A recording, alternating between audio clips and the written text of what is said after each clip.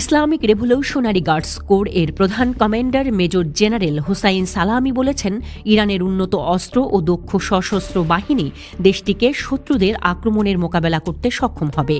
Press টিভির সঙ্গে এক সাক্ষাৎকারে ইরানের দক্ষিণে IRGC গ্রাউন্ড ফোর্সের মহড়া চলাকালীন তিনি এসব মন্তব্য করেন। তিনি বলেন, সম্প্রতি ট্রু প্রমিস অপারেশনের মতো অভিযানে আমরা ইরানি জনগণের দৃঢ় সংকল্প এবং ইসলামী প্রজাতন্ত্রের প্রতি জনগণের সমর্থন প্রদর্শন করেছি। উন্নত এবং আধুনিক প্রযুক্তির অস্ত্র সহ আমরা বড় চ্যালেঞ্জের মোকাবেলায় প্রস্তুত। আমাদের অস্ত্র ও সামরিক সরঞ্জাম সম্পূর্ণভাবে বৈশ্বিক উন্নয়নের সঙ্গে সঙ্গতিপূর্ণ এবং আমাদের অত্যন্ত দক্ষ এবং নিবেদিত বাহিনীর হাতে তা আরও বেশি কার্যকর হয়ে ওঠে। প্রথম ইসরায়েল বিরোধী অভিযানটি চালানো হয় 2024 সালের এপ্রিলে। IDF এর সামরিক স্থাপনাকে টার্গেট করে ছোড়া হয় 300টিরও বেশি ড্রোন ও ক্ষেপণাস্ত্র। সিরিয়ার দামেস্কে ইয়ার্নি কনসুলেটে হামলার জবাবে চালানো হয় এই পাল্টা হামলা। ওই হামলায় প্রাণ হারান IRGCর 7 সদস্য। এপ্রিলে রকেট হামলার পর অক্টোবরে ইসরায়েলে আরও একটি বড় হামলা চালায় ইরান।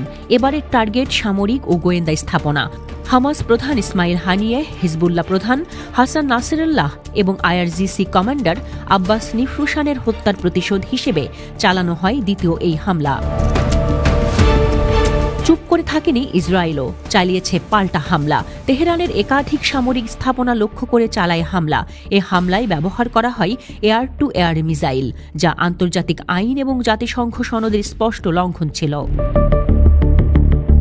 ইসরায়েলের এই আক্রমণকে সফলভাবে প্রতিহত করে ইরানের বিমান প্রতিরক্ষা ব্যবস্থা। তবে এতে 5 জন নিহত হন, যাদের মধ্যে 4 জন সেনা কর্মকর্তা এবং 1 জন বেসামরিক ব্যক্তি ছিলেন। এবার এর প্রতিশোধ নিতেই ইসরায়েলি ভূখণ্ডে তৃতীয় হামলার শপথ নিয়েছে ইরান।